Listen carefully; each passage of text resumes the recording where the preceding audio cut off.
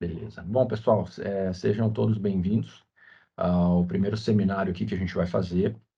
A gente está bem feliz em estar dando esse seminário para vocês, tá? A gente fez um trabalho aqui bem grande com o Denis e com o André, então já queria começar agradecendo eles aí pela essa parceria e por dar esse suporte para a gente, tá? Eu vou iniciar aqui a introdução, passar nossa agenda, o objetivo do projeto, e depois o Denis daí vai tocar um pouco, e depois o André também, na sequência, vai conversar. Então, vou dar um resumo para vocês aqui.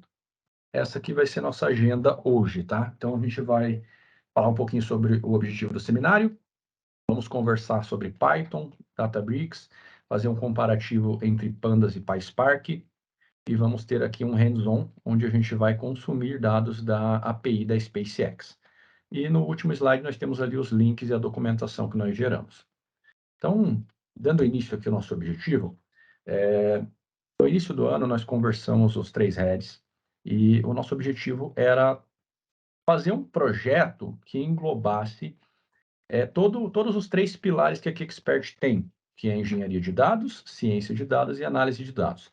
Então, nós criamos aqui um mini projeto consumindo os dados da SpaceX, e nesse primeiro seminário nós vamos trabalhar a parte de engenharia de dados, que está ocorrendo hoje, dia 12 de abril. Então, nós vamos fazer o consumo de 2 APIs, que têm dados de lançamentos e dados de foguetes. Vamos fazer alguns tratamentos e vamos salvar em banco de dados Postgre. Então, aqui nesse slide do lado, nós temos a nossa arquitetura, tá? Então, a origem do projeto é a SpaceX. Com o Databricks e Python, nós vamos fazer o consumo, tá, dessa API, e vamos rodar aqui em 2 frentes, uma com PySpark e outra com Pandas.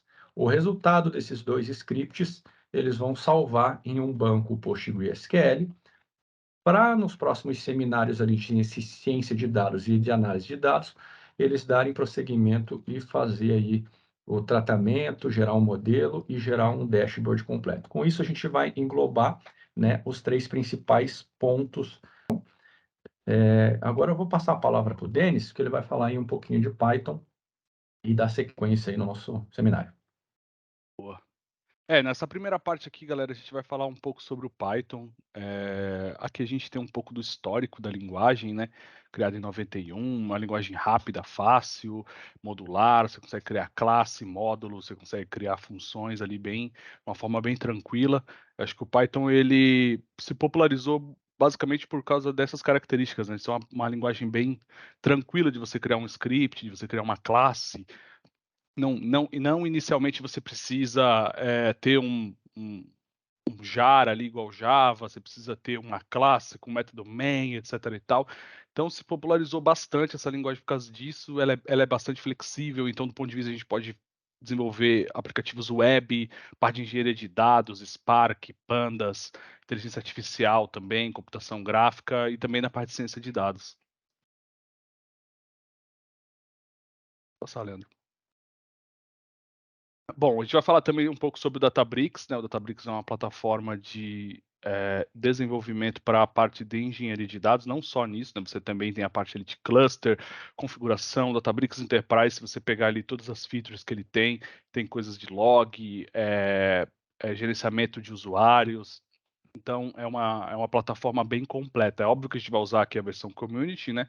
Que é a versão que todo mundo consegue acessar. Ela é bem mais limitada em relação a cluster, acesso, gerenciamento. Então, mas dá para a gente brincar com notebooks de diversas linguagens. Se você quiser escrever Scala ali dentro, Python também, SQL.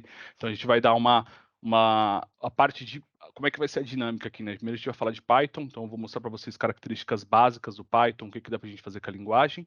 Depois a gente vai falar sobre Pandas, depois a gente vai falar sobre PySpark dentro do Databricks. A gente vai pegar bem ali do básico. Pô, vamos criar um notebook, vamos criar um cluster bem passo a passo, de um modo que vocês também depois consigam sozinho. Pô, quero estudar, quero brincar com o Databricks, quero ver como é que funciona, quero programar Spark, quero estudar Spark.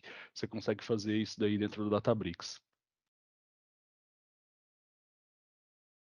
Acho que vale também a gente comentar um pouquinho sobre o Colab daí, Denis.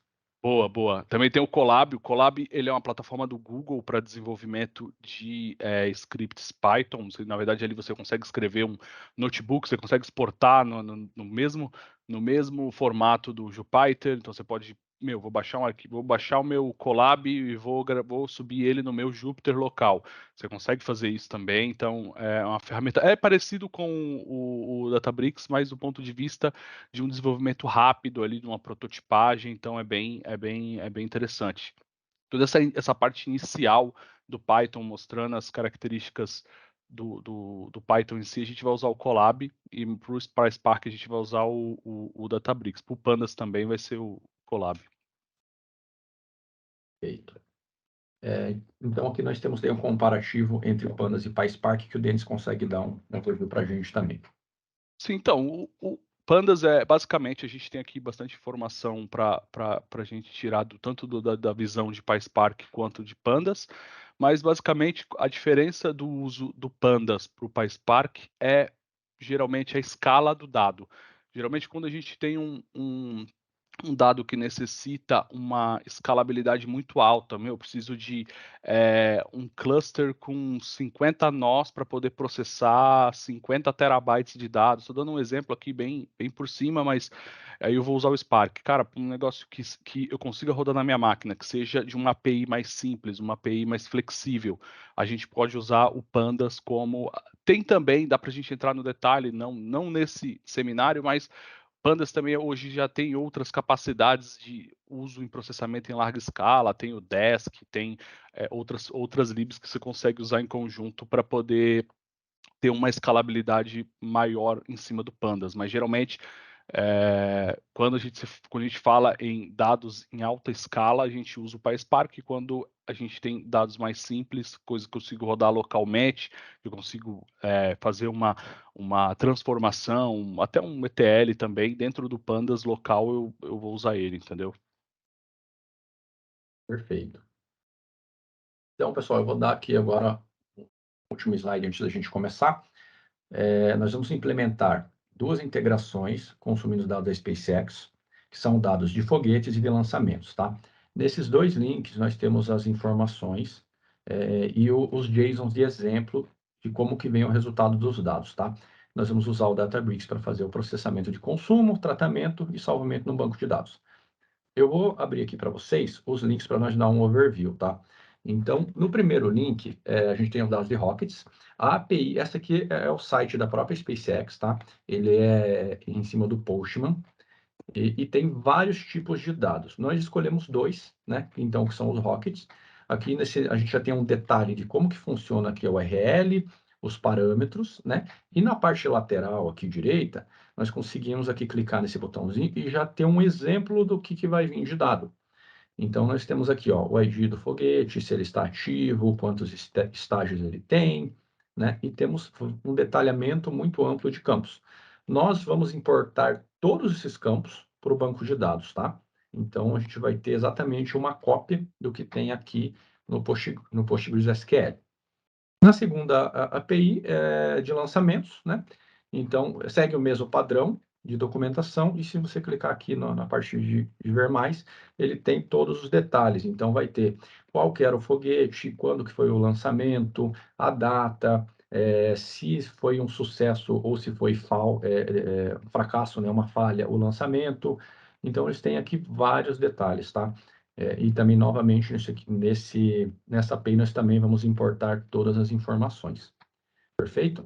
Então, agora a gente começa a parte do Python básico com o Denis, e eu vou parar aqui o compartilhamento para o Denis iniciar.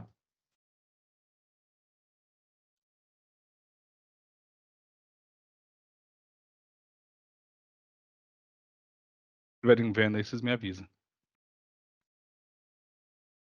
Eu vou colocar o link no chat aqui também, para vocês que, se quiserem ir acompanhando aí o código que o Denis está mostrando, vocês podem acessar esse link que eu acabei de colocar no chatzinho.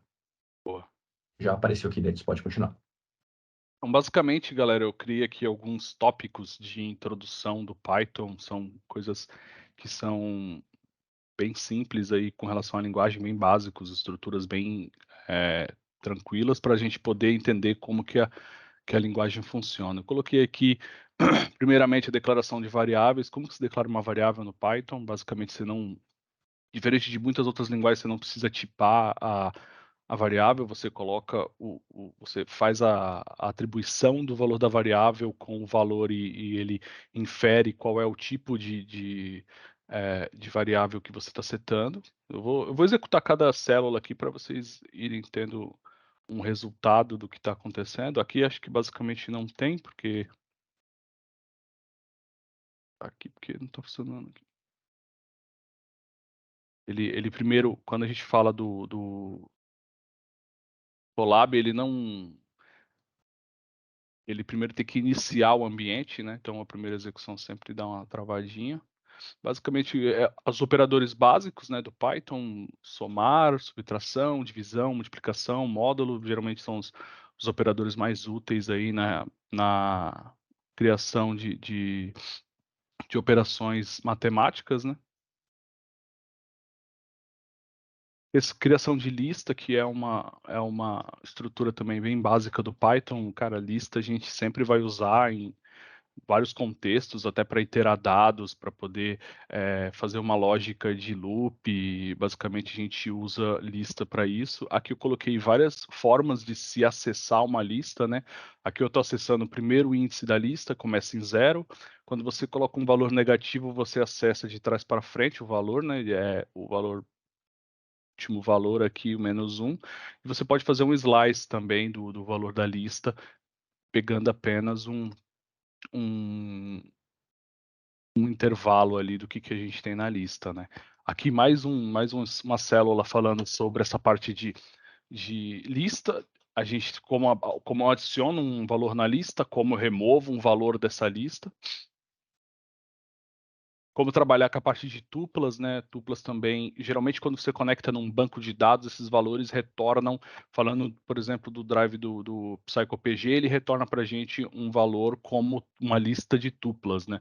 Imagina como se fosse uma linha do banco de dados e uma lista contendo esses valores. Galera, se vocês tiverem dúvida, qualquer coisa, vocês podem me interromper aqui, não tem problema não, viu? Caso ali da tupla, Denis, então o primeiro código ali seria um ID, é isso? Ele tem uma chave valor? Como se eu poderia colocar outros valores aqui. Eu posso colocar também um booleano, posso colocar outro texto, e isso daí é invariável para tupla, né?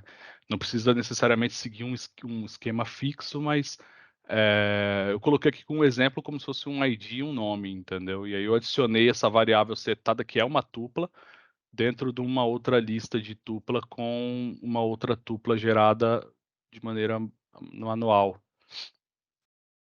Aqui a gente tem a parte de dicionários, né, que seria mais relacionado assim a JSON. Quando a gente fala de JSON, o tipo de dados de dicionário, você consegue acessar valores através de chaves. Então, imagina que aqui eu tenho uma chave relacionais. Aqui eu peguei um exemplinho de tipos de bancos de dados, então eu coloquei aqui relacionais e aí eu coloquei uma lista. Você pode, é bem flexível o dicionário, você pode colocar qualquer tipo de valor, misturar os valores. Aqui a gente tem, por exemplo, um aninhado, que é um outro dicionário dentro de uma chave.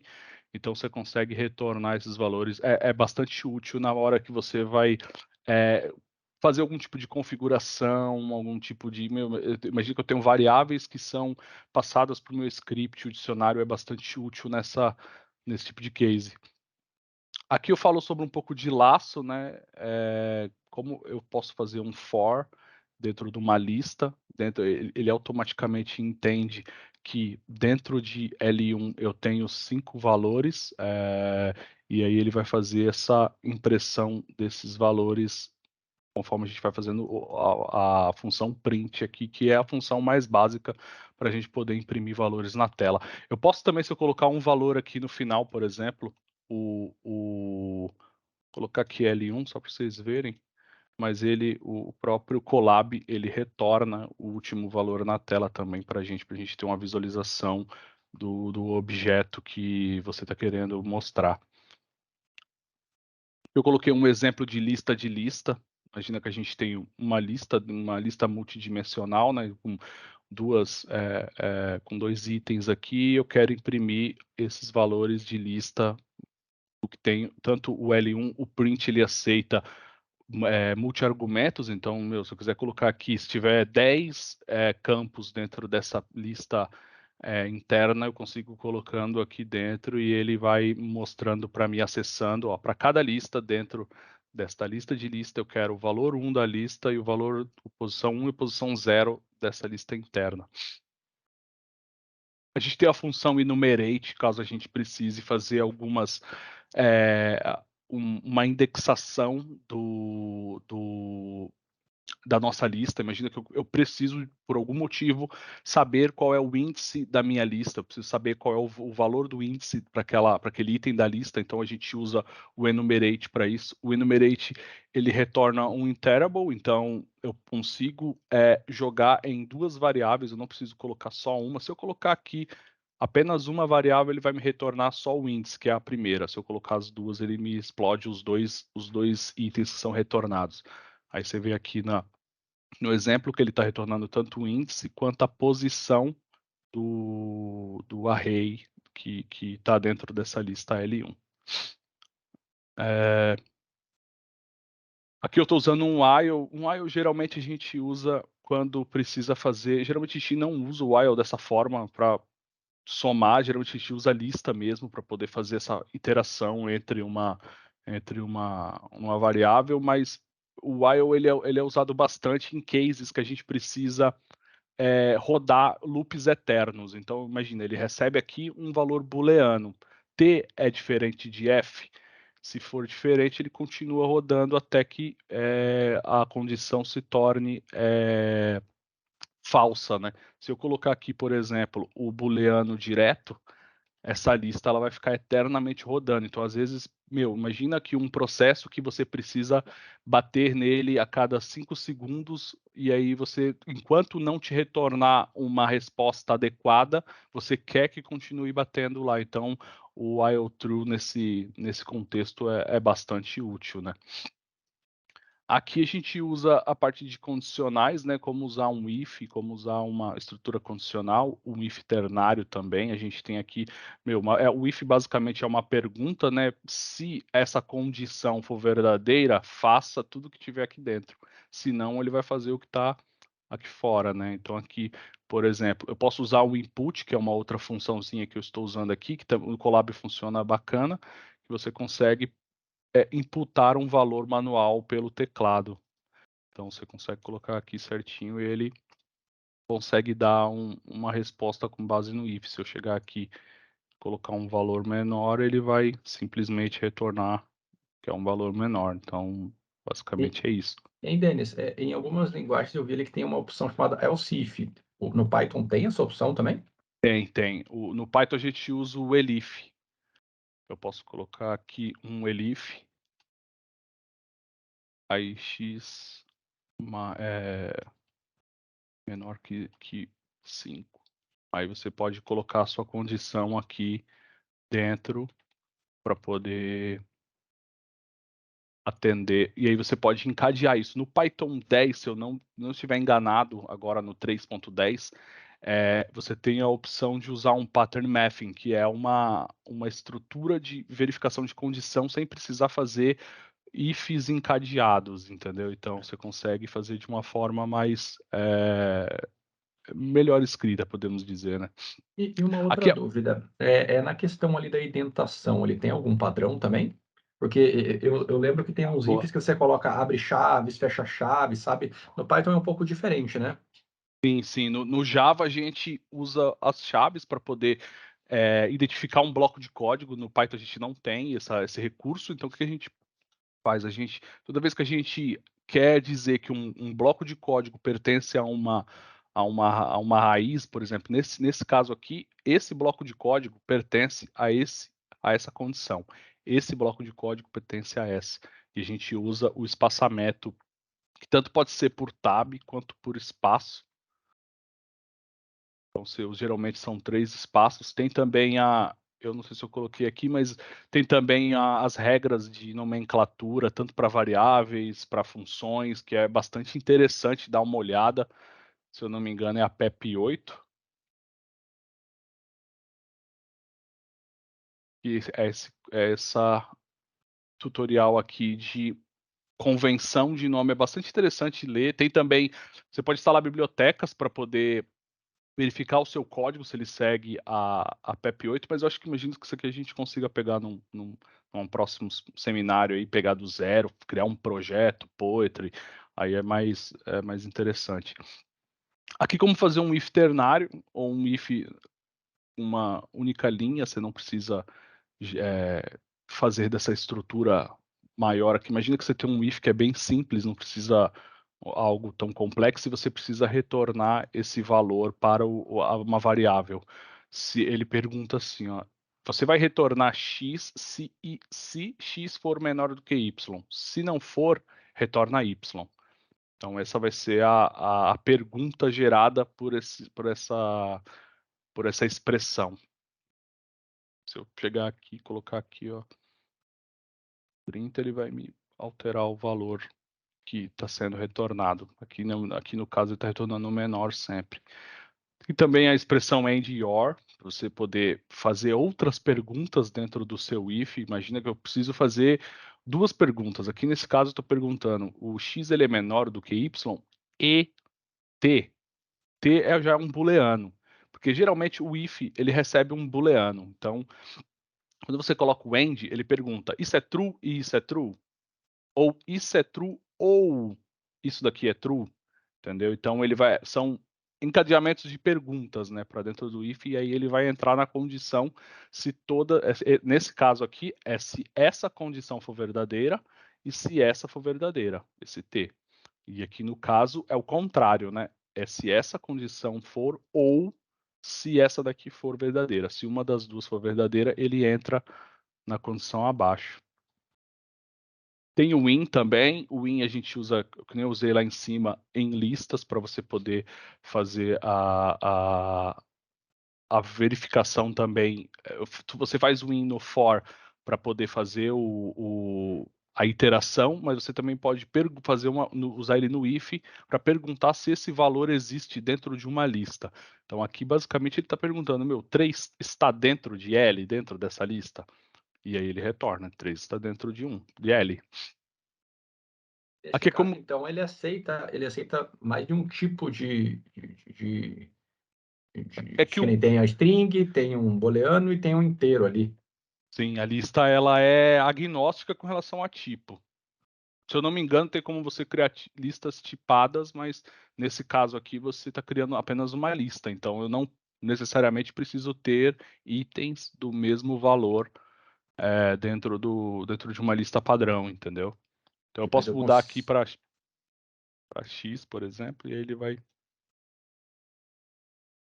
E se eu quiser daí, por exemplo, o X é uma string, eu consigo daí fazer testes assim, se o que está Sim, vindo é uma string, é um inteiro, é um booleano, né?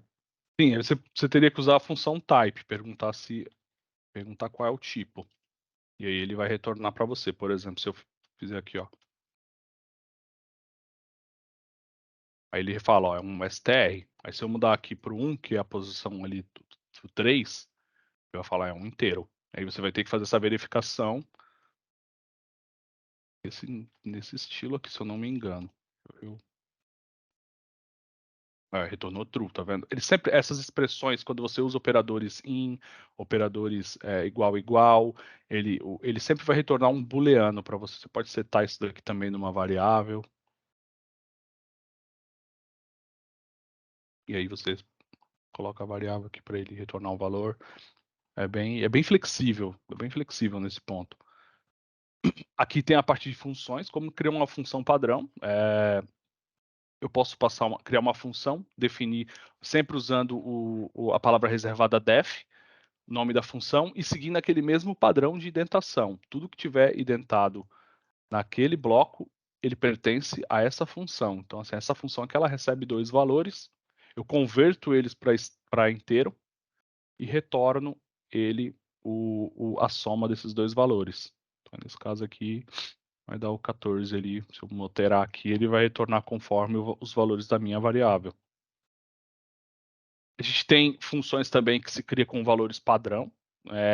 Imagina que eu sei que o meu T aqui, o valor padrão sempre vai ser 15. Então, se eu não passar esse valor para dentro da minha função, ele vai setar essa variável como 15. Então, se a gente olhar aqui, ó, ele faz basicamente isso. Eu crio tanto a função sem o valor padrão e com o valor padrão para poder gerar a minha soma com com essas três variáveis. A gente tem a opção de usar o args também. O args eu posso passar as minhas variáveis de forma dinâmica. Então eu consigo, por exemplo, alterar o valor aqui. Se eu quero passar agora, eu quero passar outros valores, entendeu? Então ele vai. Opa.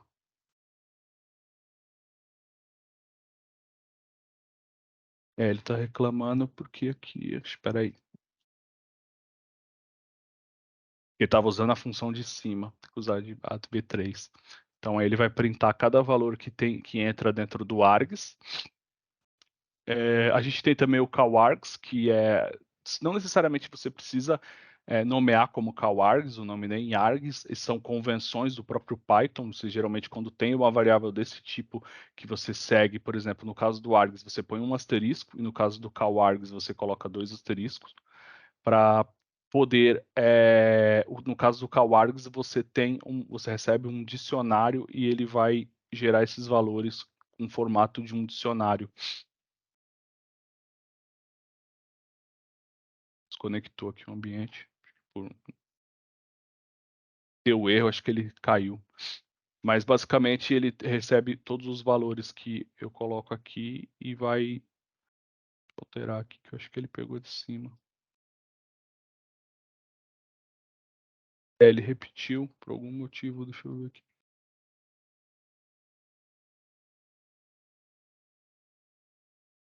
Porque eu acho que deu algum bug aqui no Colab, mas basicamente ele recebe esses 3 valores que estão aqui em cima no meu dicionário e você seta. Isso é muito importante quando a gente até usa isso aqui bastante quando precisa, imagina que amanhã o meu job precisa de um novo argumento, então esse argumento não é conhecido pela minha função. Não é muito usual, mas do ponto de vista, às vezes, de funcionalidade do qual você não tem muito acesso à função, é bastante útil para poder gerar valores dinâmicos.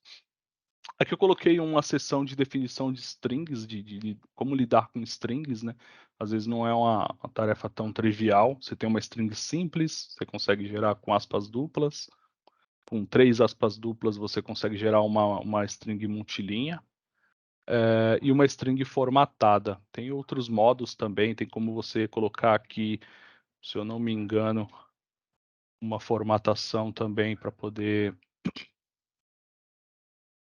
gerar um formato desse. Então, assim, ó, eu quero colocar só o valor que vem. E aí ele valor 10, mas eu posso colocar parâmetros de formatação aqui dentro do próprio. Você tem que iniciar a string com F para poder aceitar essa sintaxe aqui de formatação. E daí, se eu tivesse mais de um parâmetro, se eu tivesse o 11, daí eu uso tipo 2x você pode usar. ali? E você pode, por exemplo, y igual a 9, aí você só adicionar. Aqui dentro é como se fosse uma execução de código Python. Se eu não me engano, você pode colocar até outras coisas aqui dentro, como se estivesse executando o próprio Está Python. referenciando a variável mesmo, a variável de cima, que está fora ali. Entendeu? Deixa eu tirar o int aqui, vai ficar mais claro. Mas basicamente é como se estivesse executando um bloco de código, uma expressão. Se estivesse executando um bloco de código dentro de uma string. Como fazer um split, né? Basicamente, cara, eu preciso separar uma string numa lista de palavras. Então, você usa o split para isso. Isso vai depender do seu do caractere de split. Se eu colocar esse daqui, por exemplo, vai virar outra coisa lá. Ele pega o e transforma em duas, mas basicamente o split recebe qual é o caractere de split, de você dividir essa string numa lista. A string em si, ela é uma lista, tá? O objeto string, ele é um objeto interável, então você consegue tratar, por exemplo, uma string como se fosse um array. Então eu quero, cara, pegar só o início ali da minha string, vai do 0 até o 5, por exemplo. Aí ele consegue também, você consegue trabalhar com string dessa forma, tá? Precisar aplicar um replace, ele tem também? Também tem, uma boa. Replace, se eu quiser, imagina o seguinte, fazer um replace do espaço por um underline da vida. Qualquer outro caractere que você quiser colocar, ele também aceita. Então, o replace ele funciona bacana para poder fazer uma modificação dentro de uma própria string. Aí aqui uma parte mais avançada, a parte de tratamento de erro, que também é bastante legal entender, como que eu, por exemplo, trato um erro. Imagina o seguinte, a função input, ela retorna sempre para a gente um texto. Então, imagina que na primeira linha ele vai te perguntar, digite um número. Se você digitar um texto, ele vai tentar, na segunda linha, converter esse texto para inteiro. Vamos emular um errinho aqui, colocar uma letra, e aí a gente recebe um erro, dizendo que eu não consigo converter o int, tanto o int, o str, são funções para você converter um objeto em um outro, tá? Então, aqui ele tentou converter aquele valor y que eu coloquei, e ele deu falha. Então, a gente usa estruturas de tratamento de erro justamente para evitar que aqui coloquei um número, ele aceitou e não teve erro, mas geralmente a gente usa a estrutura try except, ela também de uma forma mais avançada, você pode colocar qual é o tipo do erro, imagina aqui, ó, quer ver? Vou executar aqui de novo, e existem vários tipos de erros que dá para tratar. Aqui, por exemplo, é um próprio value error, ó, que é o nome da classe exception que deu problema conforme o erro que foi jogado. Então aqui de uma maneira mais simples, então toda e qualquer exceção, imagina que deu exceção aqui dentro de banco de dados, ele vai cair nesse except. Nesse caso, ele não vai cair no exception, por exemplo, se der um problema de banco de dados, porque eu estou fazendo o except apenas do value error. Então, mas são duas grafias diferentes para se tratar erros de uma maneira mais chipada e de uma maneira tão mais generalista, entendeu?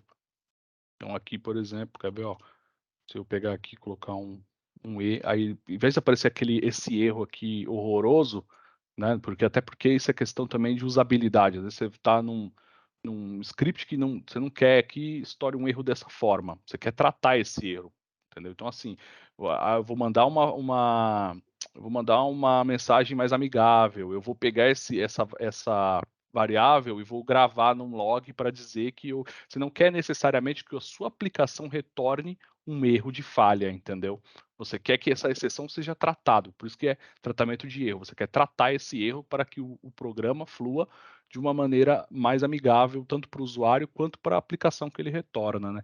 Muitas vezes você quer que esse erro venha, tá? Porque dependendo do contexto que você estiver utilizando, você quer que a aplicação que executa o seu código Python, ela capture o erro e registre que houve um erro naquela aplicação. Mas quando você não tem esse cenário, o try except ele é bacana. Compreensão de lista, que é uma feature bem bacana do Spark, do Python, para poder gerar listas através de outras listas. Então, imagina que a gente usa a função range. A função range, basicamente, é uma função que fabrica listas com, literalmente, um range, né? Então, imagina que eu tenho aqui um range de 1 a 10. Então, ele vai gerar aqui para mim um range, mas ele retorna um objeto range. Então, eu tenho que converter ele para uma lista para ele parecer mais amigável para mim. Quando você vai rodar um for em cima de um range, você não necessariamente precisa converter em lista, tá? Você pode rodar um for em cima de um range e ele vai rodar numa boa, porque ele, se eu não me engano, ele deriva de iterable. Então, ele vai ter o mesmo comportamento de uma lista. Não é só a lista que é aceita pelo for, para poder fazer uma iteração, ou por algum objeto iterável. Então, aqui nesse caso, por exemplo, dessa compreensão de lista, qual é a ideia aqui? Eu vou, em vez de eu fazer um for para poder gerar uma lista, eu vou fazer uma expressão de apenas uma linha para poder rodar em cima de um range que vai do 1 até o 20.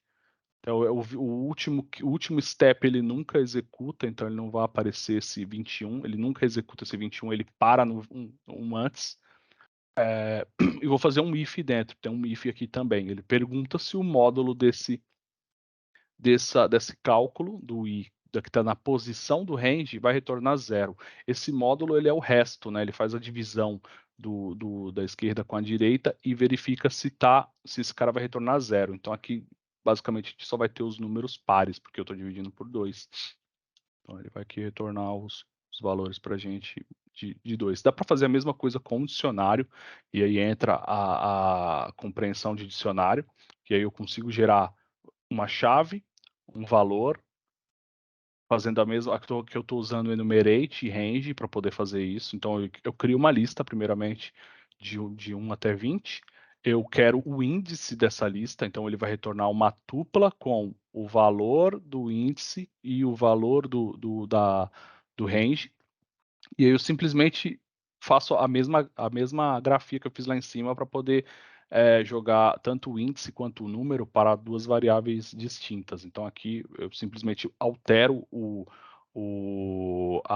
tipo de compreensão, não é mais uma lista, é um dicionário, e ele vai me retornar um dicionário com base nessa expressão.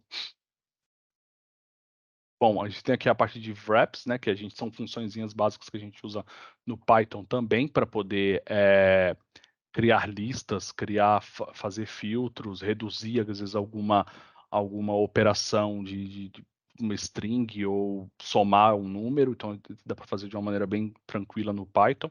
Você usa a grafia do Lambda, ou você pode usar também uma função que eu usei aqui embaixo, mas basicamente o Lambda ele diz respeito a criar uma função. Esse map ele recebe uma função, então essa é a função Lambda, que ela vai receber cada item dessa lista. Então o map ele recebe 2 argumentos: a função que vai ser executada para cada item da lista que eu passar para ele. Então assim, ou seja, aqui o x vai ser a representação de cada item da lista. Então para cada item dessa lista eu vou adicionar mais um.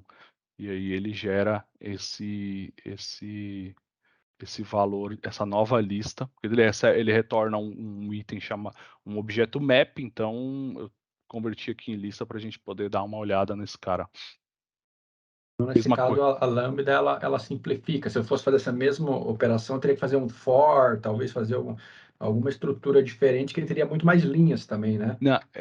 Quem simplifica essa operação é o map.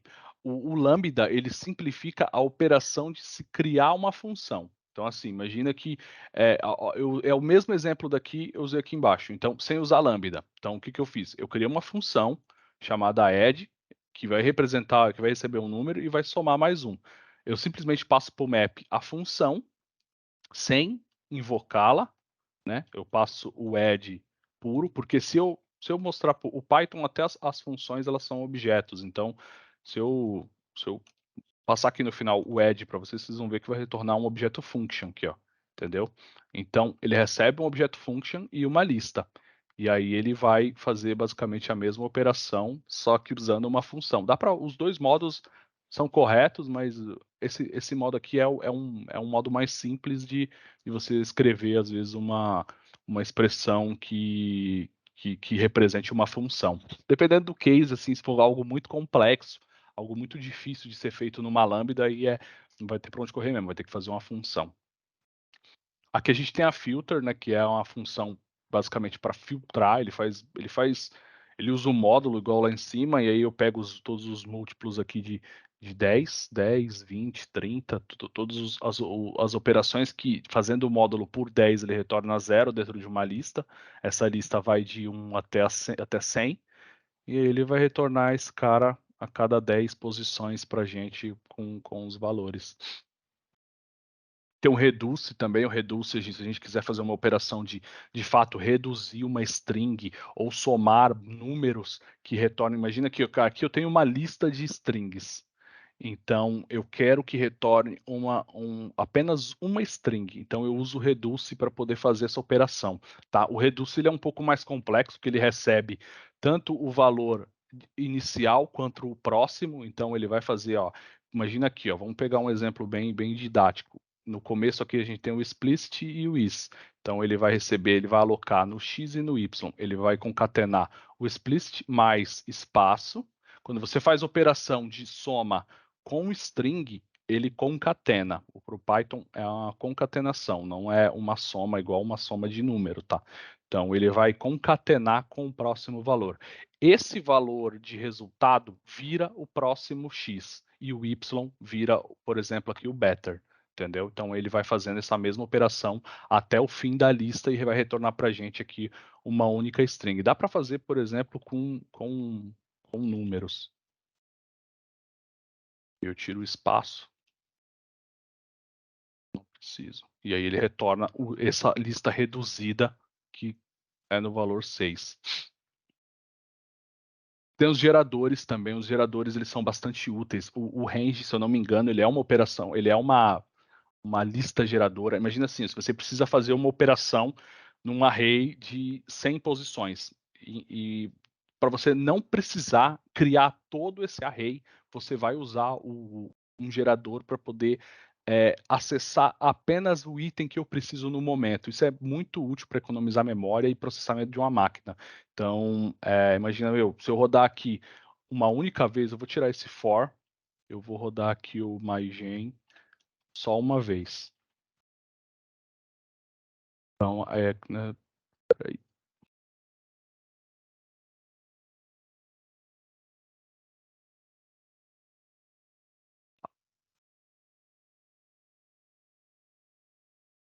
Vou dar um print aqui mesmo.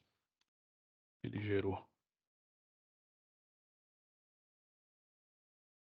Ele aqui no for ele tem outro comportamento. Preciso ver por que ele gera dessa forma, mas aqui o que ele está fazendo, né? Aqui vai aparecer os 3 números, mas basicamente quando você aciona o gerador pela primeira vez, ele vai retornar para a gente o primeiro valor. Quando você chamar ele de novo, ele vai chamar o segundo valor e assim por diante, para evitar que você tenha que criar uma lista inteira, por exemplo. Um exemplo básico é esse. Ao invés de criar uma lista inteira para poder fazer um processamento, você usa um gerador para poder criar esse cara em tempo de execução. Aqui a parte de módulos, eu coloquei aqui como importar um módulo, como tem a parte aqui também de instalação de módulo externo, que é basicamente uma coisa bem simples de se fazer e bem básica e muito importante de saber. Aqui no exemplo a gente está usando o módulo datetime, que é um módulo para a gente trabalhar com datas dentro do Python. Eu tenho N formas de se fazer isso, eu posso tanto importar o módulo datetime e chamar a classe datetime que está lá dentro e invocar o método now. E ele vai me retornar a data de agora. Se eu fizer, eu posso fazer também de uma outra forma, fazendo um from módulo import classe, e aí ele vai me retornar esse módulo de uma maneira mais simples. Eu também posso criar um atalho para esse módulo e chamando apenas o D aqui, o now, de uma maneira bem tranquila. Aqui eu coloquei como trabalhar com módulo externo, né? Então, assim, se eu rodar esse cara pela primeira vez, ele vai dar um erro, porque esse cryptograph aqui, ele não existe dentro ele não é um módulo built-in, né? Ele não é um módulo que é construído dentro do Python, ele é um módulo externo, então é uma biblioteca que você precisa instalar para poder trabalhar com ela. E a gente tem, aqui no próprio Colab, a gente tem essa grafia aqui de exclamação para indicar que o código que eu estou rodando aqui é um código bash, não é um código do Python em si, tá? Então, eu uso o pip é um utilitário para a gente poder instalar bibliotecas no Python. Então, eu basicamente venho aqui e rodo, ele vai fazer a instalação nesse ambiente. Toda vez que você reinicia o ambiente, ele vai tirar todas essas instalações que você faz. Eu posso também, de uma maneira mais flexível, dizer qual a versão da biblioteca que eu quero instalar. Então, usando o igual, você consegue ter essa capacidade. Tendo a biblioteca instalada, é só fazer um import novamente que vai dar boa. Eu coloquei uma parte aqui também de manipulação de arquivo, bem tranquilo também, como criar arquivos CSV, tanto usando a função open do Python, que é para abrir arquivos, quanto o módulo CSV do Python, né? Então, basicamente, a gente tem uma string multilinha aqui com os nossos valores CSV. Eu instancio um objeto open dizendo aonde esse objeto vai ser criado e qual é a operação. Essa tabelinha aqui, ela dá para a gente a dica do que é a operação. Nesse caso, a gente vai abrir para escrever o arquivo e truncá-lo. Então, toda vez que eu abrir esse arquivo, ele vai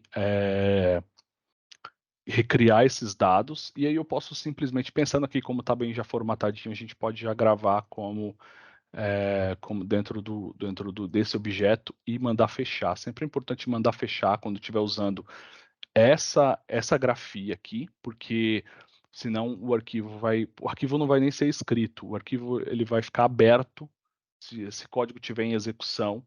Ainda mais falando de notebook, que o código, que o seu ambiente fica em pé, mesmo depois que você executou e a função já foi executada, ela fica ainda com o teu ambiente em pé ali, o teu processo Python. Então, se você não der um close, esse cara vai ficar aberto e você não vai conseguir gravar os dados. Tem uma outra opção, que é a opção mais usual usando o if, né? O que é o if? O if, basicamente, para você usar qualquer objeto com o if, você precisa ter uma sobrescrita em alguns métodos da sua classe ou do seu objeto, para que o if ele faz o seguinte: tudo que tiver dentro desse bloco de código, eu quero que você execute um extermínio desses objetos. No caso do Open, ele é o close. Então, ele automaticamente vai gerar o close para você quando você realiza usando com essa grafia o if. O if, aí qual é a operação que você deseja fazer e qual é a variável que vai retornar essa operação. Vou botar para rodar aqui e aí eu vou mostrar ali como é que fica. A gente aqui no Colab, a gente tem uma seção de arquivos, então você consegue pegar aqui, ele criou 2 arquivinhos e ele, cara, é bem legal, que você consegue ver o CSV bem formatadinho aqui, pelo menos por causa do CSV você consegue fazer isso. E você consegue ter uma visualização dos seus dados gravados na sua instância aí do Colab. Aí usando o módulo CSV, tá? No módulo CSV você vai ter um objeto de header, que vai ser uma lista de string com as suas funções de header. É basicamente o mesmo CSV daqui de cima, tá? Mas eu coloquei aqui o header e os dados. Os dados para ele vai ser uma lista de lista. Então, basicamente, eu vou ter aqui todas as minhas linhas com as colunas certinho e ele vai gravar, ele vai fazer do mesmo jeito lá, usando o if, abrindo, retornando para um objeto, escrevendo CSV e gravando os dados dentro do nosso arquivinho. Deixa eu dar um... E ele gravou aqui da mesma forma. E aqui fazendo a leitura que retorna para a gente um order addict, né? É um dicionário ordenado. Mas basicamente o que ele faz, né? Ele abre o CSV como um objeto CSV file, numa variável CSV file, tem um read. Esse read ele vai retornar o objeto do CSV e você consegue iterar como se fosse uma lista para cada linha, fazendo uma...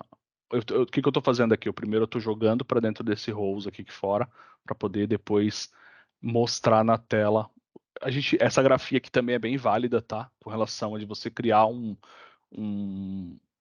lista gerada apenas por execução, mesmo que eu não vá usar essa lista depois para printar, para fazer alguma coisa, é bem válido. E aqui eu faço só um acesso dessa lista direto no objeto rows aqui, para poder, eu pego a primeira linha e acesso o primeiro ID. Eu posso colocar o name aqui, já que esse cara é um dicionário, ele é um objeto herdado de dicionário, esse order addict.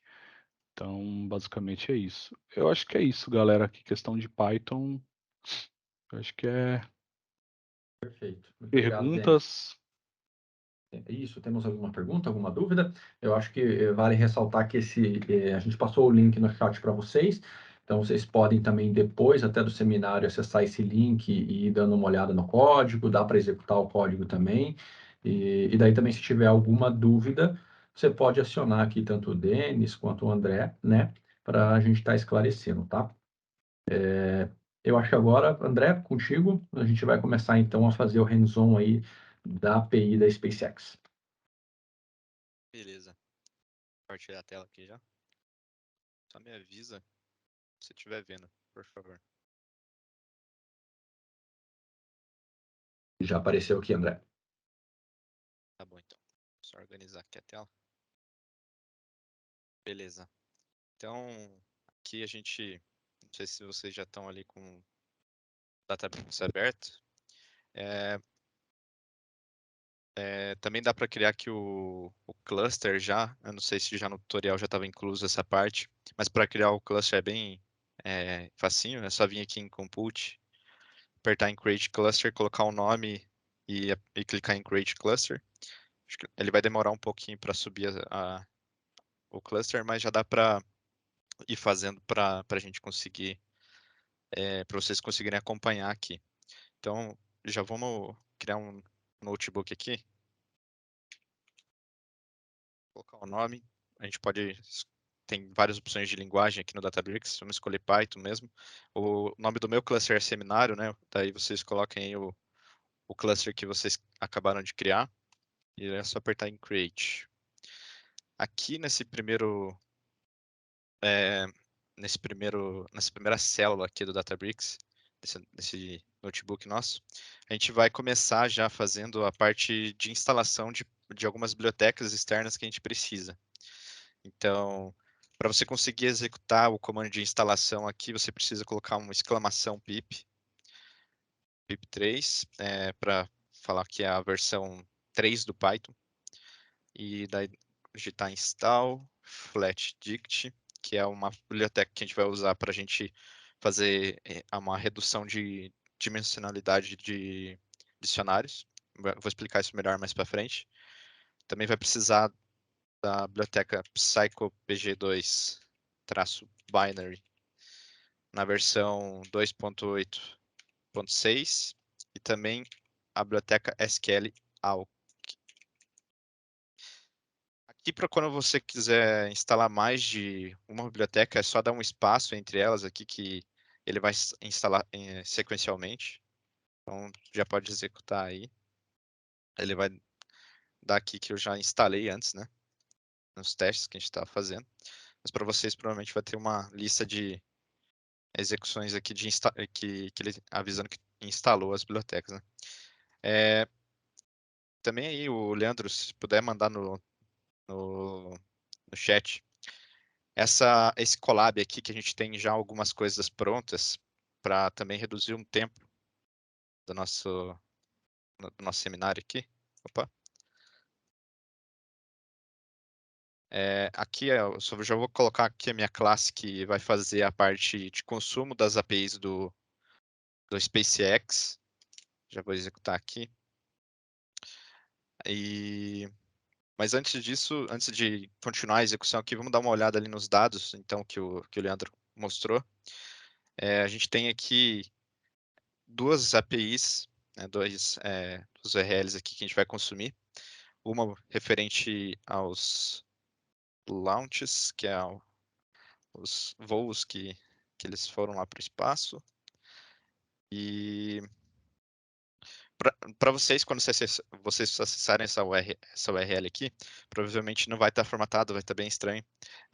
Ele está formatado aqui no meu porque eu uso uma extensão aqui no Google Chrome que se chama JSON Viewer. Então, se vocês quiserem instalar aí, facilita bastante para a visualização de JSON. E também a gente vai usar aqui, ó. O Denis, acho que quer comentar alguma coisa. Pode falar, Denis. Verifica se a galera conseguiu criar o cluster certinho lá, se tem alguma dúvida para criar o cluster. Tá tudo tranquilo, pessoal? Podemos prosseguir?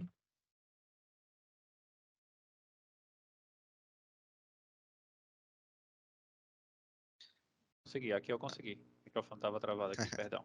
Boa. Aqui deu bom. Tranquilo. Beleza, então. Perfeito. Qualquer coisa, pode falar aí que a gente ajuda. Boa. Então, aqui, seguindo aqui, a gente está na URL do Rockets, então a gente tem aqui 4 registros aqui que retornam informações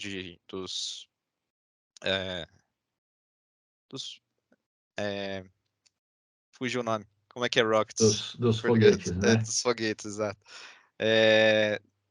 Então, aqui a gente vai ter as informações, tipo, o peso, né, o tamanho, no caso, o peso, o tamanho, o diâmetro e... Bom, vamos começar trazendo já essa parte, esses dados aqui para o nosso Databricks. Primeiro a gente vai precisar, eu esqueci aqui de uma parte, vamos adicionar aqui tem essa opçãozinha aqui para você adicionar uma célula abaixo, ó, add cell below.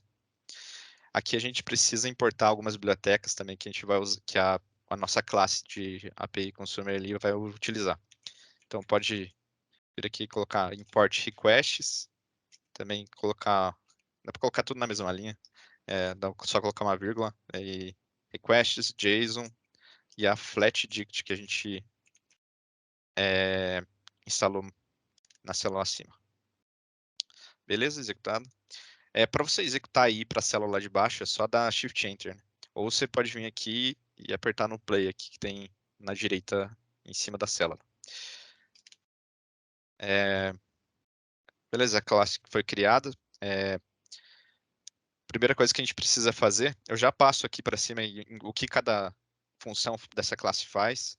Vamos primeiro ali já trazer o dado, né? Que eu tenho uma classe, uma função aqui em cima que se chama getData, que ele pega e consulta os dados de uma API, é só passar uma URL para ele. Então, vamos trazer aqui a do Rockets. Então, eu já vou começar criando o meu objeto, vou chamar ele de AC. Então, AC, API Consumer, e abro e fecho os parênteses. Aí, já aproveitando aqui, vamos passar o URL ali que a gente tem a URL do Rockets. Então a gente vai pegar aqui, adiciona uma string, só para ficar mais fácil para a gente, e copia aqui a URL e passa para dentro dessa string. Então, o que a gente precisa fazer agora para conseguir os dados é só a gente vir aqui e passar para uma variável Rockets, né, que eu acabei de criar. Posso chamar do que vocês quiserem aí, chamar de Rockets aqui. É só vir aqui e colocar ac.getData e passar os parâmetros que a gente precisa, né? No caso, no nosso caso é o URL Rockets. Então, se a gente colocar o Rockets aqui embaixo, ele já é para imprimir todas as informações que ele retorna aqui para a gente quando a gente abre a URL em uma aba diferente. Então, para a gente seguir, para usar o Pandas, a gente precisa fazer alguns tratamentos aqui. Porque aqui a gente consegue ver que algumas chaves e valores aqui do nosso objeto que a gente tem aqui, do nosso JSON, ele tem vários níveis, né? E a gente, normalmente, para uma tabela, a gente não tem esses níveis separados em JSONs diferentes. Então, o que a gente precisa fazer aqui é transformar e remover essa dimensão a mais que a gente adicionou dentro da nossa variável, da nossa key aqui de height, por exemplo. A gente teria que trazer ela para o mesmo plano, né? Para o mesmo nível de variáveis do primeiro objeto. Então, eu tenho aqui o heights, daí dentro do heights, como valor, eu tenho um objeto que tem a chave matters e fit. Então, eu precisaria criar mais duas variáveis que se chamam heights.matters, que vai ter esse valor, e o height.fit, que vai ter esse valor. Então, a gente traz ele para um nível anterior, né? E duplicando a mesma chave. Isso aqui a gente vai ter para várias coisas, né? A gente tem algumas que a gente tem listas de objetos, então a gente precisa tratar isso de alguma forma para a gente conseguir dar sequência para inserir no nosso banco de dados. Para isso, a gente tem uma função aqui dentro do API Consumer, que é o Normalize Data. A gente passa aqui para dentro, é a própria lista que a API retornou para a gente. Então, só passar aqui como parâmetro o Rockets. Vamos dar uma olhadinha lá que ele faz nessa Normalize Data. Ele vai pegar aqui e vai aplicar o map que o Denis falou mais cedo ali na função flatIndict. Essa função flatIndict vai aplicar em cada um dos dicionários que a gente tiver dentro da lista que a gente passou para o Normalize e aplicar uma redução de dimensionalidade. Então, aqui a gente tem um exemplo de como a gente espera que ele fique no final. A gente tem aqui um campo. Quando ele tem um campo de chave-valor, por exemplo, field 1, 2 pontos, o valor 1, a gente quer que ele mantenha dessa forma. Quando a gente tem um campo com uma lista, a gente quer que ele reduza essa lista para uma única string. Então, a gente vai aqui definir uma string separada por cada um dos valores que a gente tinha antes naquela lista, separado por pipes. Isso para a gente conseguir inserir no banco de dados e é a maneira mais usual, né? Então, se caso a pessoa que for consumir o banco de dados quiser utilizar separar cada um desses valores, é só ele quebrar por esse pipe e ele vai ter os valores separados ali. Aí, quando a gente tiver um novo dicionário dentro do valor dessa key aqui, dessa chave, a gente vai ter que trazer para o mesmo plano aqui do field 3. Então, a gente quer que ele fique field 3, ponto, field 3a, 2 pontos, 1. Então, isso para os outros três, para as outras três chaves que a gente tem ali dentro. Então, a gente vai trazer aqui e vai colocar lá, field 3, ponto, field 3a, 2 pontos, 1, field 3, ponto, 3b, 2, né? E assim vai. Aí, caso a gente tenha a mesma situação daqui de cima, que é uma lista, e dentro dessa lista eu tiver dicionários, a gente quer que ele faça essa redução e também pegue os valores de cada um desses campos e separe por pipe.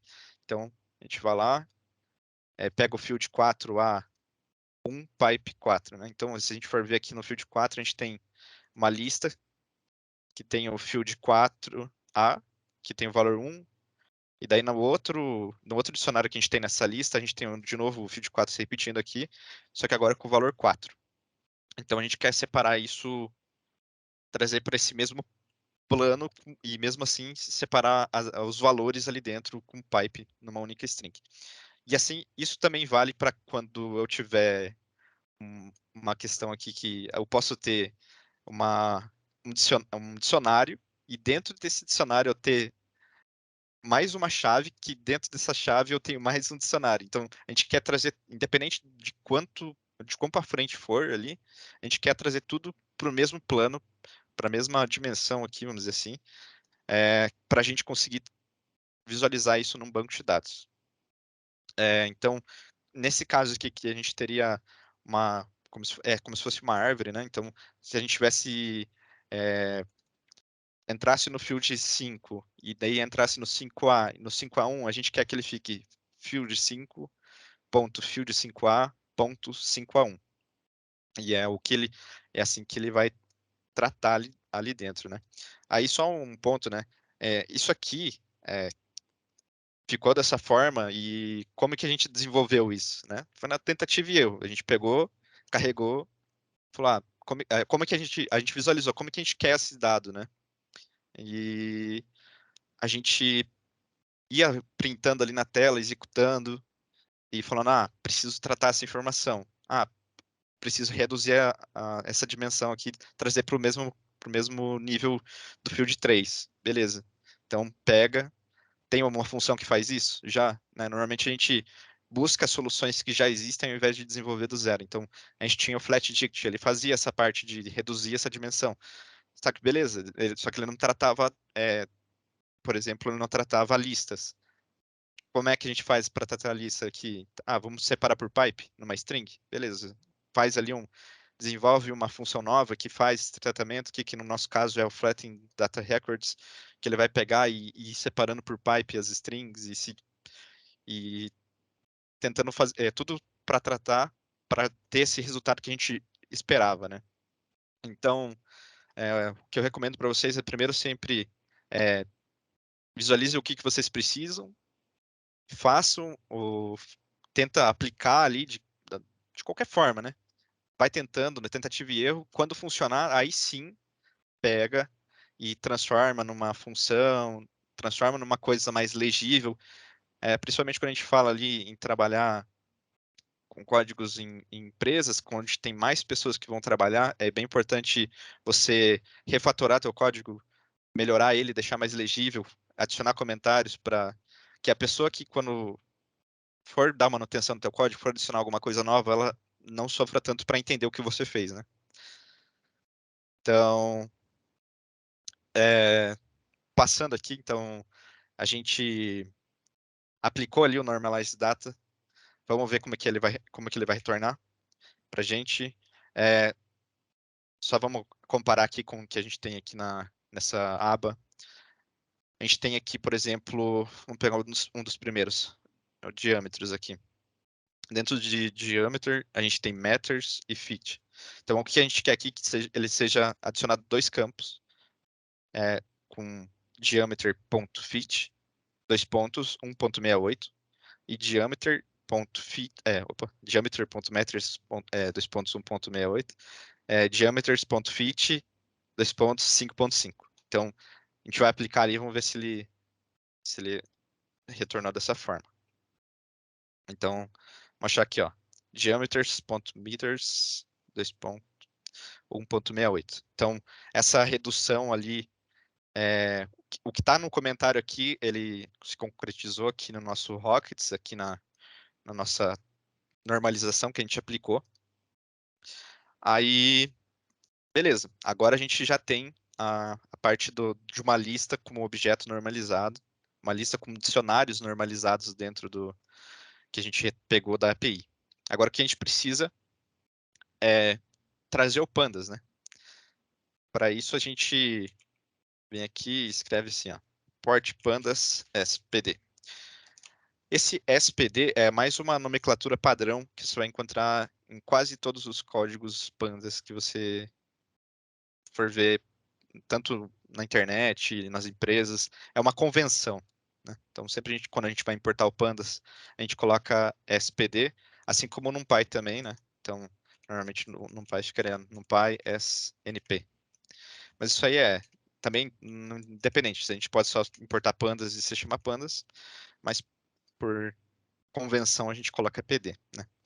Então, beleza, executa aqui o import da biblioteca.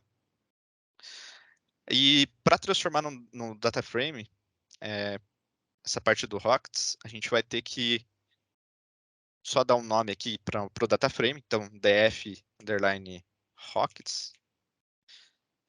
E para criar o data frame é só passar o pd.dataframe. Uma função dentro da biblioteca pandas que vai me retornar um objeto, um data frame, com base na lista que eu for passar para ele. Então aqui a gente passa Rockets.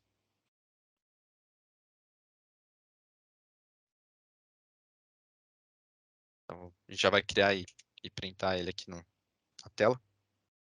Então essa é a visualização do data frame aqui do Pandas.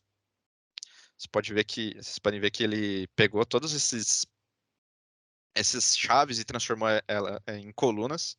Então, o ID, ele virou uma coluna aqui, o Active, Stages, até a parte ali do Hide Matters, né, que a gente normalizou aqui, ele deixou dessa forma lá que a gente queria, na forma tabular. Aí, a gente só tem um detalhe, né? O banco de dados que a gente usa, que a gente vai usar é o Postgre. Ele não aceita ponto no nome da variável, no nome da coluna, né? Então, o que a gente precisa fazer é tratar essa informação, o nome da coluna, no caso, como replace, né? Então, eu vou aqui utilizar uma list comprehension. Eu quero fazer um loop em cima das colunas do meu data frame. Para acessar as colunas do meu data frame, eu posso fazer assim, ó. Pegar aqui e acessar a propriedade columns do meu data frame. Então, vamos fazer isso aqui na linha de baixo, fica mais visível.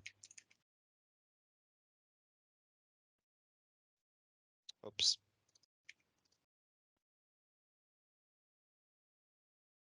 Então, aqui ele retorna uma lista de todas as colunas que eu tenho dentro do meu data frame. Então, para eu renomear essas colunas, eu posso fazer da seguinte forma. Eu posso pegar e falar dfrockets.columns, vai receber a minha lista nova que eu vou criar, que é através da list comprehension. Eu vou fazer o for aqui dentro para pegar cada uma das colunas e fazer um tratamento, né? Então, eu vou pegar aqui for call in dfrockets.columns. Então, para cada coluna dentro da lista de colunas que eu tenho do meu data frame, eu vou aplicar um replace. Então, call.replace. O que eu quero fazer? Eu quero tirar os pontos e adicionar alguma outra coisa. No nosso caso, a gente vai adicionar um underline, né? Então, passo o valor que eu quero alterar e depois eu passo o que vai no lugar dele. Então, passando dessa forma, a gente já altera esses pontos aqui que a gente tem em alguns campos, devido à normalização. Vamos executar para ver. Só deixa eu printar de novo. Então, aqui, ó, height matters, que era o que estava com ponto antes, agora já normalizou aqui para estar com esse underline, né? Então, beleza, isso a gente já tratou o nome da coluna, agora a gente fez para não ficar tão simples, a gente aplicou algumas transformações nos dados aqui para comparar como que é a transformação em pandas e a transformação em PySpark, né? Então a gente já criou a tabela, a gente já deixou certinho e a gente definiu aqui que a gente vai pegar um campo e não vai mais deixar ele no formato de string, né? A gente quer agora voltar ele para um objeto, para um dicionário. A gente testou lá e a gente consegue adicionar um dicionário, né?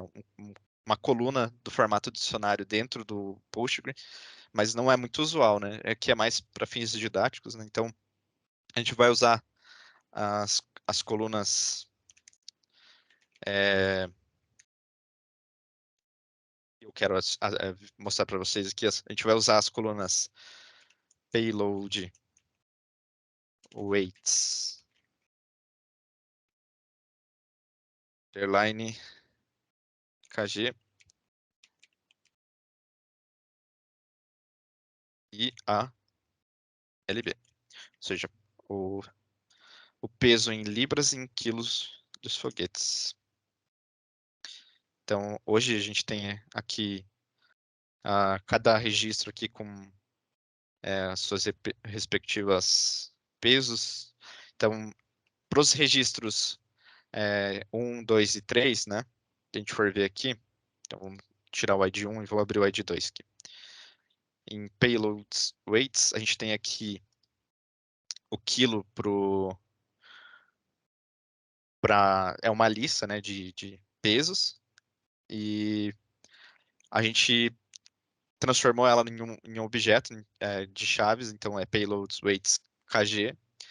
E como a gente tinha 3 dicionários dentro, uma lista de dicionários, a gente foi concatenando os pesos por pipes, né? Então o que a gente quer fazer é pegar e transformar de novo em um dicionário. Então o que a gente vai fazer aqui? A gente vai criar uma coluna nova temporária. Então a gente vem aqui para criar uma coluna nova, é só você passar dessa forma aqui, com o colchetes e uma string dentro. Então, payload weights kg, chamar de collected para manter aqui o exemplo que a gente vai passar depois aí. Como a gente já fez o notebook antes, a gente já deixou meio que formatado para passar depois para vocês, para caso só quiser acompanhar e depois executar, né? Então eu vou deixar da mesma forma para não ter diferença. Então, collected, e aí o que a gente precisa fazer aqui é transformar de novo isso aqui em listas, né? Então aqui a gente quer splitar nos pipes. Então, a primeira coisa que a gente precisa fazer aqui é acessar um de cada vez, né? Então a gente vai pegar aqui o payload weights G. A gente vai falar que ele é do tipo string, né? Só para ele não pandas não ratear depois. Aí a gente acessa uma função aqui dentro da a gente acessa a propriedade str e acessa a função replace para ele aplicar o replace em todos os valores que a gente tem dentro do meu data frame. Então, a gente pega aqui str.replace, a gente vai primeiro remover os espaços que tem entre eles aqui. Então, é só eu pegar aqui e falar, eu quero tirar o espaço e substituir por nada, né? Aí a gente acessa uma outra propriedade aqui do str, que é o split. O split, ele vai pegar tudo que tem no texto, tudo que você passar aqui dentro, no nosso caso aqui, o pipe. Se a gente passar aqui, falar assim, ó, eu quero que você separe em uma lista toda vez que tiver um pipe. Então, no nosso caso aqui, ele vai separar uma lista de 3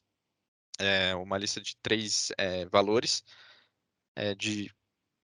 que ele vai ficar 280,8300, 4020 e assim por diante. Isso vale para todos, né? No nosso caso aqui, o primeiro, ele só adiciona numa lista o valor único, né?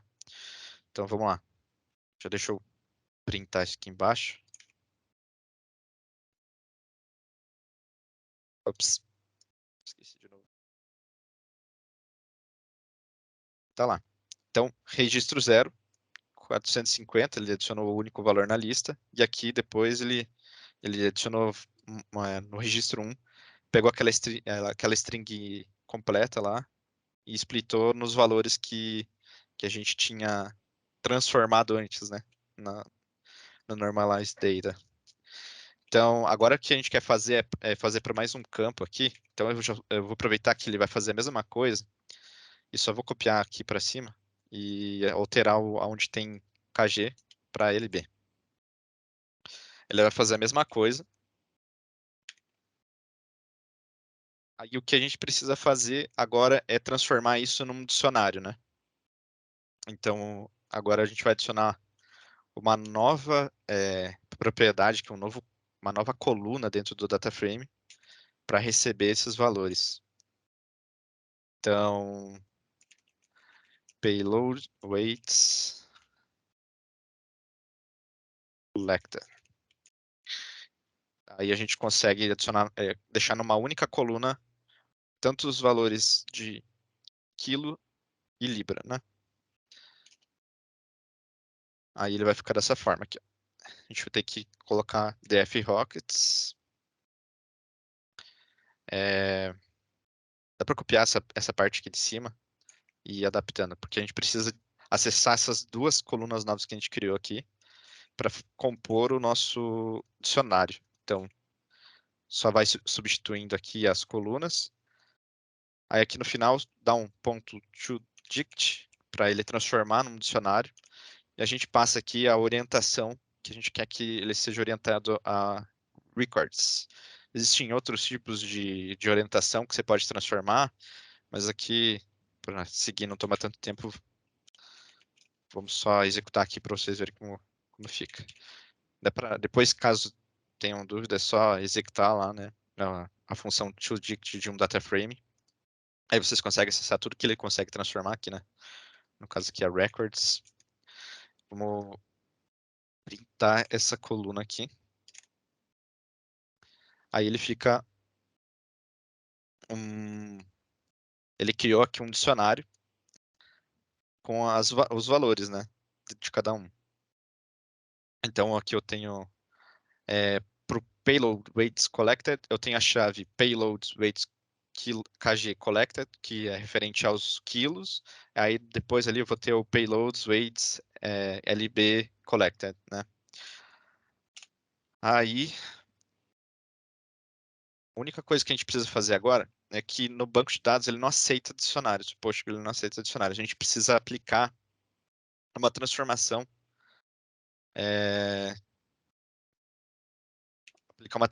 aqui para a gente deixar no formato que ele aceita, que no caso é o formato de JSON, né? Ele vai transformar, basicamente ele vai transformar em uma string com alguns caracteres a mais ali que o banco de dados vai entender que é um JSON. No caso aqui, vamos lá, payloads.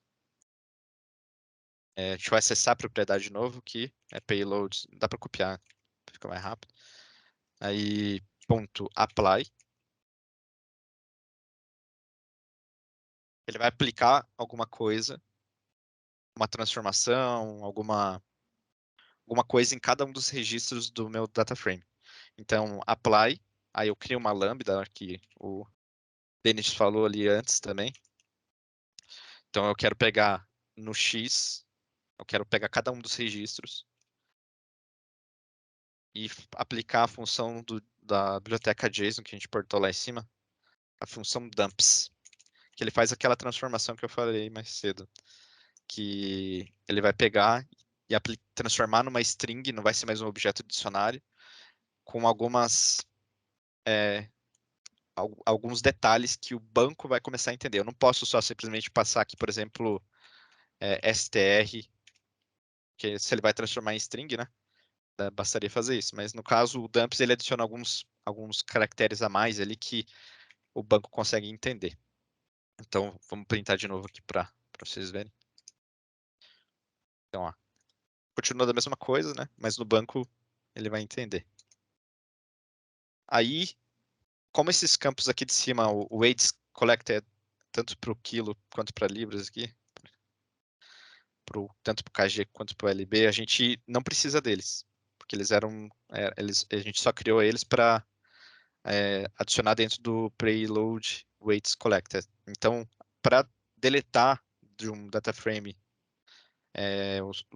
alguma coluna que você não deseje mais, é só você chamar aqui o defrockets, né? O defrockets vai receber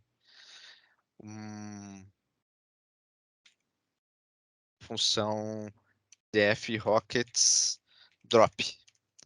Aí o que a gente passa dentro do drop? A gente passa uma lista ou uma coluna apenas, ou uma lista de colunas que a gente quer deletar de uma vez, né?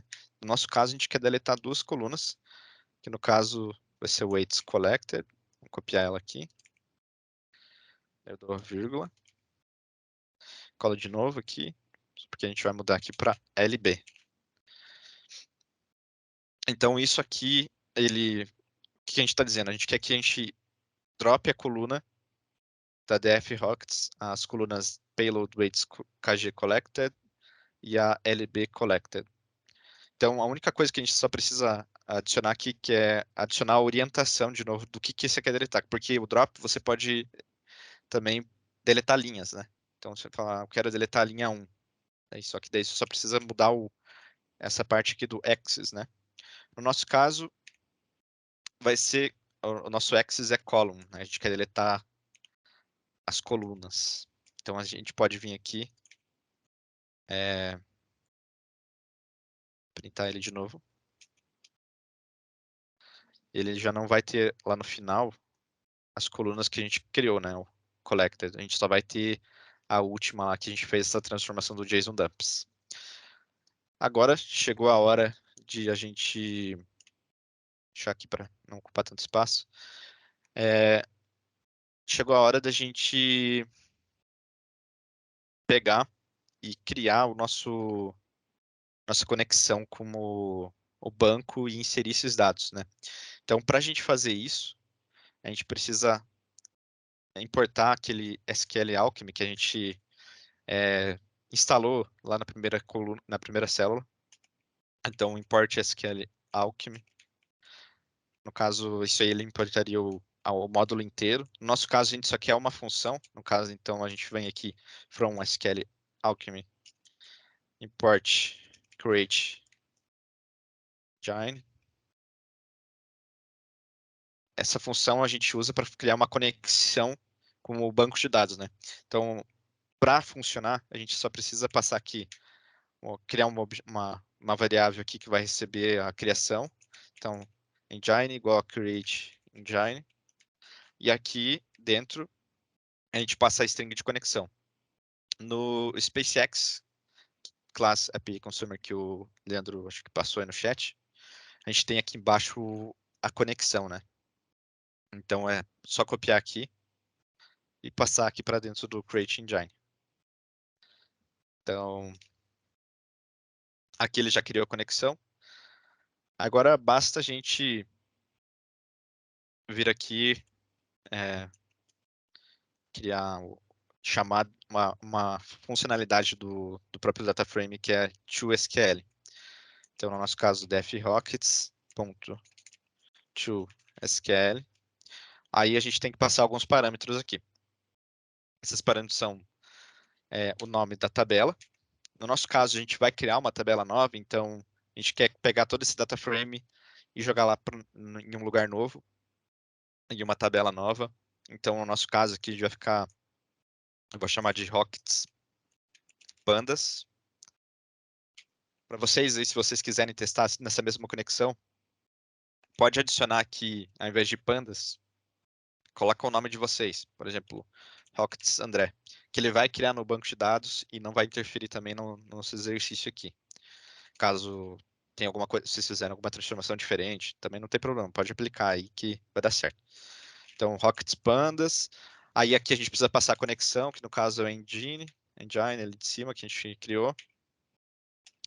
Aí tem o if exists, que é uma verificação do que ele deve fazer caso exista.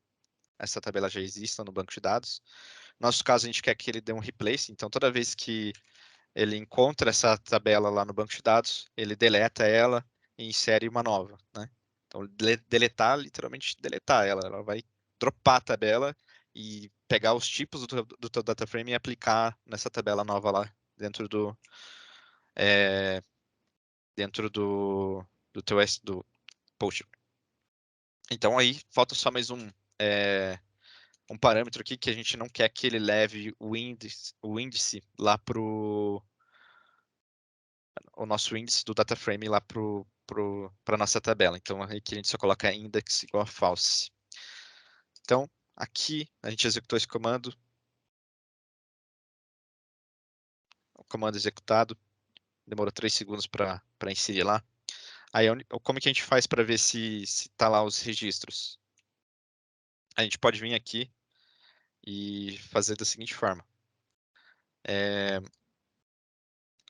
Pegar aqui, criar um cursor e chamar aqui na engine que a gente criou, na conexão que a gente criou ali em cima, engine.execute.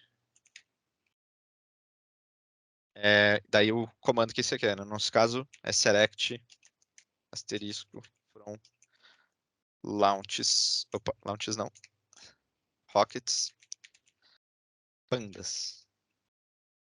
Então, isso aqui ele vai criar um cursor. O cursor, para você ver ele não faz a consulta diretamente.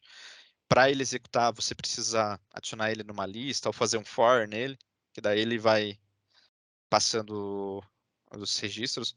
É igual o generator lá que o Denis falou, que ele não estava funcionando no for, mas depois que você adicionou ele foi, então o cursor funciona da mesma maneira.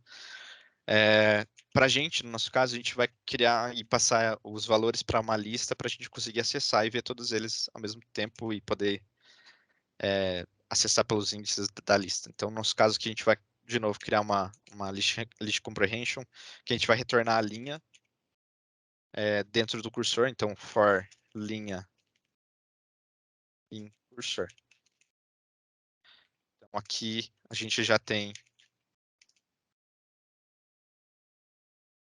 acesso aos nossos registros, né? Aqui ele está retornando tudo que tem dentro da lista. Então, por exemplo, se eu quiser acessar o primeiro registro, eu posso fazer aqui colchetes 0. Aí ele tem toda a informação do primeiro registro. Se quiser acessar o último, -1. No caso aqui, vocês não precisam executar tudo na mesma cela, pode ser nada de baixo, tá? Ele não fica executando o select de novo no banco. Então, a parte do Rockets foi isso. Para fazer do Launches é exatamente a mesma coisa. Então, vamos fazer aqui rapidinho, para não consumir tanto tempo sem que a gente já está estourando o tempo aqui, deixando menos tempo para o PySpark. Então, vamos copiar aqui essa mesma parte onde a gente pega e cria a URL, cria a nossa lista e normaliza ela, né? Então, só copiar aqui. Você pode, talvez, mostrar também o código pronto lá, André. Acho que não tem problema, tá? Não? Então, tá bom. Então, Você tem ele pronto? Puxa. Você pode jogar ele aí pronto. Daí a gente fecha essa parte que ficou exatamente igual, né? Então, só muda ali a URL e uma transformação, né? Exatamente. Então, para fazer a do Launches foi exatamente a mesma coisa. E basicamente a única coisa que a gente fez aqui, deixa eu passar aqui para baixo, a gente pegou e tá mais para cima aqui, peraí, pessoal. Aqui, ó. A única transformação que a gente fez foi pegar aqui o Rocket Second Stage, no caso aqui tá até errado, era para ser Rocket Second Stage Payloads Collect no final. E a gente transformou numa lista e foi lá e inseriu dentro do banco no Launches Pandas, da mesma forma que a gente fez ali para o Rockets. Então, basta replicar, né? Fazer o mesmo consumo aqui do getData, o normalize, tudo. Se vocês quiserem aplicar aí também as transformações de vocês e colocar lá no banco, só não coloca no Pandas, né? Que é o que o pessoal vai usar depois. Só mudar o nome no final ali que vai estar tudo certo para vocês testarem aí.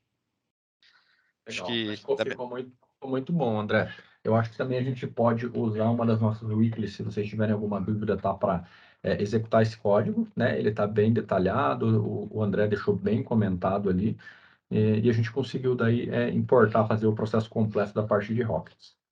Muito obrigado, André. Ficou muito bom mesmo, parabéns. Agora a gente entra aqui com o Denis, ele vai dar um overview, tá? Do PySpark, como que ficaria o código, tá?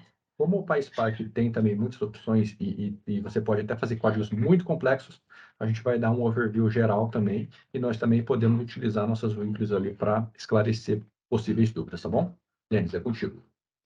Boa, galera. Vai ser bem rapidinho mesmo, só para a gente entender como. Acho que o legal foi do hands-on ali do Pandas, entender como que a gente consegue fazer passo a passo. Aqui no Spark a gente vai fazer de uma forma mais rápida para poder até não estourar o time box. No início do mesmo notebook aqui, a gente faz as mesmas operações que o André fez com relação à busca do dado, tá? Então aqui a gente vai ter uma primeira célula aqui de instalação das libs, a gente vai ter a segunda célula que já vai fazer os importes para uso dessa classe que faz o flatten ali do dicionário. E a gente já vai ter aqui embaixo também o retorno desses dois objetos como listas de dicionários, né? Então, a gente cria aqui. Então, nessa primeira parte seria como se rodasse Python puro para poder pegar essa informação. Até porque um script Spark nada mais é do que um código Python. Então, você consegue, de forma tranquila, usar qualquer coisa que tem no Python dentro do PySpark sem nenhum problema, tá? Começando aqui na parte do PySpark, a gente tem alguns imports importantes que precisam ser feitos aqui para o PySpark, né? A gente usa a função split, struct e toJSON para poder fazer toda a parte daquela que até o André explicou sobre remontar um campo num formato complexo, né? Então, a gente também tem aqui algumas estruturas de definição de esquema para o Spark, porque o Spark ele é mais Caxias nesse ponto de você definir tipos, definir estrutura, esquema, como ele trabalha muito com meta stores, inclusive do Glue, do próprio Hive, então ele tem uma estrutura, algumas coisas você consegue fazer dar uma flexibilizada, mas nesse exemplo a gente teve que criar um esquema para dizer que tipo de dado que a gente está trabalhando, tá? Aqui embaixo nessa célula eu tenho um mapeamento do que a gente vai processar, tá? Então, qual é a ideia aqui? Eu ter uma lista de dicionários que ela vai conter o nome da tabela, o dado e o seu esquema. Então, o esquema, ele é de uma forma mais simplificada, eu posso dizer que ele é um objeto struct type. Então, é um objeto struct type e ele recebe um array de struct field, que aí você define como se fosse uma DDL de banco de dados. Aqui, nesse caso, eu estou definindo para cada key que eu tenho dentro do meu objeto Rocket, eu vou ter uma key de um struct name e do tipo string. Então, todos os nossos campos aqui nesse exemplo, ele vai estar como do tipo string. A gente pode, num futuro, ali rodar um Spark SQL ou um if column para poder converter esses dados para outros tipos. Na verdade, seria o mais correto a ser feito, mas a exemplo didático, a gente vai seguir aqui tudo como string, tá? E a gente tem dois objetos, então a gente vai iterar essas duas tabelas para poder gerar os nossos data frames e gravar dentro do Postgres, tá? Eu criei uma funçãozinha chamada fixColumnName para poder arrancar aqueles pontos do nome para não ter nenhum probleminha com o Spark com relação a ponto no lugar do underline. Então, mas basicamente acho que é a mesma operação que o André fez ali para remover também esse caractere que a lib de flattenização faz, entendeu? Entrando aqui no detalhe deixa eu tirar só isso aqui que não precisa, que eu estava outra coisa. Mas entrando aqui no detalhe, a gente vai iterar sobre esse file to process aqui, que são as nossas listas de tabelas. A primeira operação aqui vai ser a leitura do arquivo, então a gente usa um método do Spark chamado createDataFrame. Aqui, como o Databricks, ele já inicia a sessão do Spark, então a gente não precisa criar esse objeto Spark, tá? Por exemplo, você olha aqui e fala, pô, mas de onde você tirou esse objeto Spark? O próprio Databricks, o Zeppelin e outras ferramentas que usam o Spark como back-end, eles já criam esse objeto Spark para a gente de uma maneira simplificada. A gente não precisa definir uma sessão. Se você for rodar esse código local ou ou em uma outra ferramenta que não seja de notebook preparada para o Spark, você precisa definir uma sessão do Spark. Tá? Então aqui eu vou criar acessando o objeto data, que é aquele nosso array de estruturas, e eu vou passar o esquema. Então ele vai me retornar aqui no objeto df o objeto DataFrame do Spark já criado com os dados e com o esquema. Tá? Eu vou aplicar aqui o fixColumn. Então, ele vai entrar aqui na função, ele para cada coluna que tiver dentro do data frame, ele também tem o atributo columns para poder. Muita coisa do Spark foi baseado no Pandas para poder, tanto questão de API, para poder ter acesso, para poder ter uma boa interoperabilidade entre as duas ferramentas. Então, muita coisa que tem no Pandas tem no Spark e vice-versa, tá? Depois que a gente cria esse fixed column dentro do data frame, a gente vai fazer transformações de forma separada. Então, eu tenho uma seção do código aqui que eu faço as transformações do launchers e faço as transformações do rockets. Então, eu já executei aqui, deixa eu executar aqui também.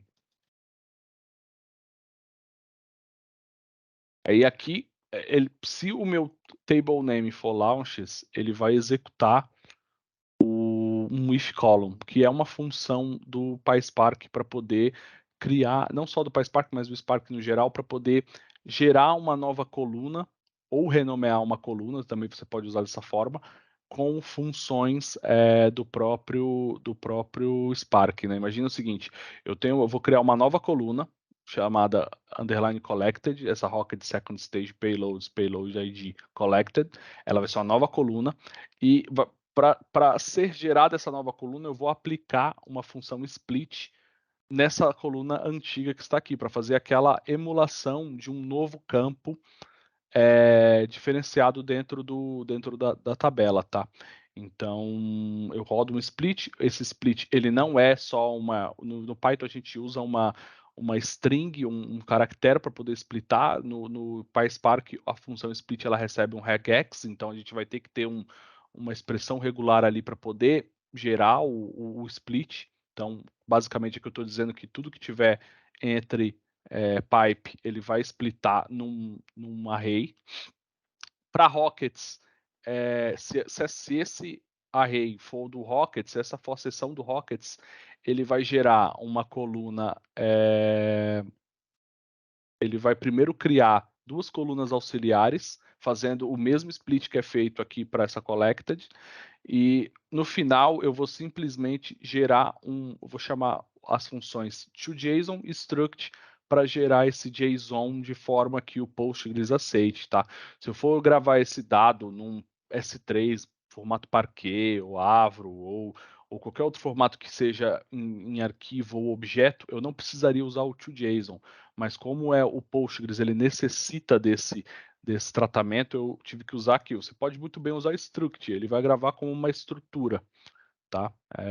Eu dropo essas duas colunas auxiliares para a gente não ter, do mesmo jeito que o André fez ali no Pandas, e eu uso no final um write do próprio Spark para gravar dentro do banco de dados, tá? Então ele vai um método do DataFrame, write, ele está no formato, eu posso colocar aqui, imagina, Parquet, Avro, vários formatos que o Spark suporta, mas com essas opções. E nesse cenário a gente está fazendo via JDBC, tá? Então ele recebe uma opção URL, que é a URL do banco que você vai acessar, o nome da tabela. Se ela vai ser truncada, nesse caso a gente não precisa truncar, já que ela está no modo overwrite. Então, basicamente, toda vez que eu criar uma tabela nova, ele vai fazer o replace dessa tabela. O usuário e a senha do banco de dados, tá? Então, vou executar aqui.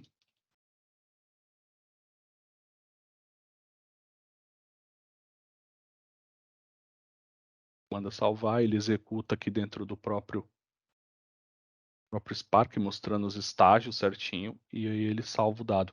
No Spark, para você fazer a visualização desse dado, você pode fazer o caminho inverso, tá? Você pode simplesmente criar um objeto data frame, em vez de fazer o write, você vai fazer o read olhando para o JDBC, fazendo um load nessa tabela. Eu tenho a opção aqui também de passar uma query, eu posso passar uma consulta aqui para dentro do banco e trazer esses dados para dentro do meu data frame. Nesse exemplo aqui, eu estou criando um data frame, apontando para a tabela e criando uma view temporária. Para que eu crio essa view temporária? Depois a gente pode acessar essa view temporária como se ela fosse uma tabela dentro do próprio Spark. Então imagina que eu posso fazer tratamentos aqui nesse meio e depois acessar essa tabela como se fosse uma tabela de banco de dados dentro do MetaStore do Spark, tá? Então aqui nesse caso eu vou dar um load aqui nessa tabela. Eu vou rodar aqui quando você quer mudar a natureza da célula, você usa essa grafia para poder com SQL para poder dizer tudo que eu rodar aqui embaixo vai pertencer a SQL e não mais PySpark como está definido o notebook, tá? Então ele basicamente vai retornar aqui para a gente os dados do DataFrame dentro do Postgres. E a mesma coisa aqui para launches, tá?